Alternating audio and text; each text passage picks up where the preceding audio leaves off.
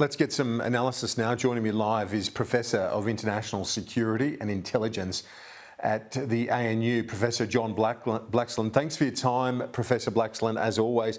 These military drills, the simulating strikes on Taiwan, how concerning are they, or are they a predictable reaction to the Taiwan president visiting the United States?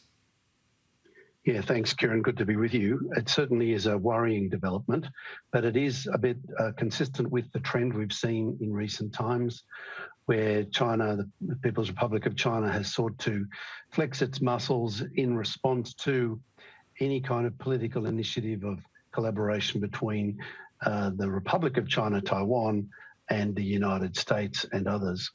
And this is likely to be something we'll see more of into the future. What I find a little bit unsettling about this is that this is a bit of a trend-setting behaviour that's kind of having the effect of inoculating the Taiwanese and the rest of the world to this being the norm. And it's not inconceivable that this is the kind of activity that could be the precursor of an actual invasion. Not that we're anticipating that in the next couple of years, but it is a very unsettling development all the same. So there's the risk of a precursor. There's also the inherent risk involved in these sorts of things, of a miscalculation or a mistake that could then spiral. Indeed, and there's plenty of opportunities for that to happen. But I think we need to remember that President Xi doesn't want this to happen yet. Effectively, this is grandstanding. This is muscle flexing. This is about telegraphing messages to the United States and to the Taiwanese people and to others as well, that China is a muscular power, that it will get what it wants come hell or high water, and it's prepared to take its time to do so. And I think the point here is to try and damage Taiwanese morale and certainly undermine the resolve of the United States to continue supporting Taiwan. This demonstration was inconceivable 2 decades ago, when the United States sent a 7th Fleet down the Taiwan Strait to demonstrate solidarity with Taiwan. That kind of activity now is not really considered all that likely. The risks of that escalating situation, is now seen as too great to contemplate. So the power dynamics have shifted significantly. There's also some telegraphing of the message to Southeast Asia and Japan and Korea and others. Don't mess with us, effectively. And of course, we're seeing Japan and Korea and others looking more to the United States to show resolve and to be supportive of Taiwan, but within limits, because no one wants to see Taiwan declare independence. We know that that's a red line that would probably trigger an invasion from China. John, while we talk about the morale in Taiwan, everything that I've seen from Taipei and from various reports from our correspondents there suggests that the Taiwanese people sort of have a calm about them. They get on with it in the face of these various shows of hostility. It's not like they live day to day worried about an invasion. Is that your sense? Yeah, look, I think they're very much mindful of the way that China looks at strategy. They're informed by, the ancient Chinese strategist Sun Tzu, for whom the acme skill was to defeat your adversary without fighting, but certainly by intimidating along the way.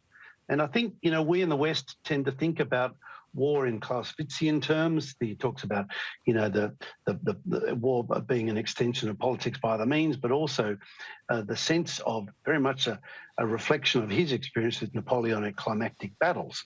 And when we think about warfare, I think it's important to reflect on a broader sense of Chinese understanding of warfare that reflects more perhaps the game of Go than the game of chess. A game of winning everything, but winning by bringing others on board, not by removing them from the table.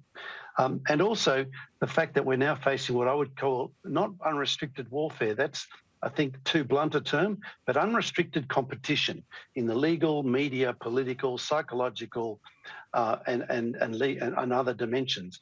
China is influencing the way we think, the way we respond, the fears we have, And we've seen that, with Mike Burgess and his response to foreign direct interference, political interference in Australia. We're seeing it in terms of the cyber attacks that Claire O'Neill is responding to, and the Home Affairs domain and the Australian Signals Directorate. The scale of this is, I think, bigger than just, we can be distracted by the guns, the ships and the aircraft. This is a longer term challenge.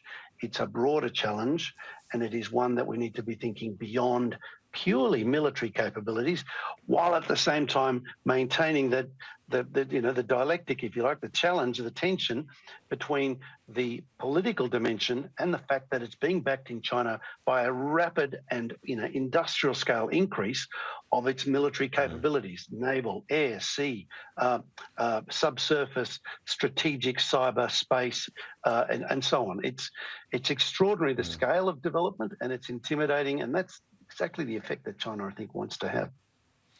There's an expectation, just when you're talking about the multifaceted approach to dealing with China, there's an expectation the Prime Minister will be visiting Beijing within the next few months. We saw the French leader Macron there in the last couple of days. So China reaching out on the one hand while showing force with the other. It's quite an interesting double act right now. It sure is, Kieran. It is quite the double act.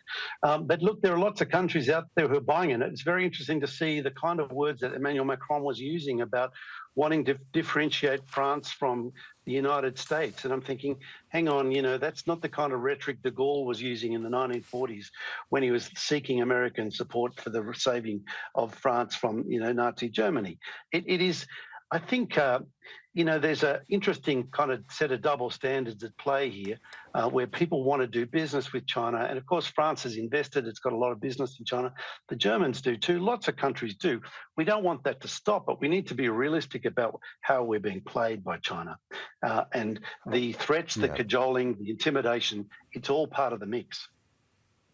Professor Blaxland, I want to play you a comment the Prime Minister made on our program yesterday, on the Sunday Agenda program. I asked him about the prospect of another, effectively Donald Trump making a successful run to the White House again, and implications for our AUKUS deal between Australia, the US and the UK. Have a look at what Mr Albanese said in response. Does this worry you about the future of our AUKUS deal when you see the prospect of a possible Trump return? No, look, our relationship with the United States is a relationship between nations, between peoples, not just between leaders. And Australia and the United States share common values. I work very closely with President Biden. The Prime Minister understandably playing a straight bat, but those within the government would be watching developments there very closely as they round into 2024. Yeah, no, that's right, Kieran. They would be, but let's be realistic about this. When President Trump was in office, he was actually a pretty strong supporter of the US alliance. He was one of the few countries that he didn't criticise was Australia. That's in part because of the strong trading relationship and the advantage the United States has, but also he has an appreciation of the geostrategic utility of Australia. And so, it's easy to lambast Donald Trump for his, the kind of cack-handed behaviour, it appears, on a range of issues. But I think Australians are right to be fairly sanguine about the prospect of a Republican president coming back and being fairly realistic about the utility of Australia as a critical alliance partner for the United States' interests. And even, let's see the other side of the equation, even if the United States does become more isolationist, the point is that we actually need American technology more than ever. This actually, I think, bolsters the rationale for AUKUS. Ironically enough, AUKUS becomes more important, not less. American technology gives us the edge. We don't have quantity, we need quality, and that's critical to the way we're going to go forward into the future. Professor John Blaxland from the ANU, thanks as always. Good to be with you, Kieran.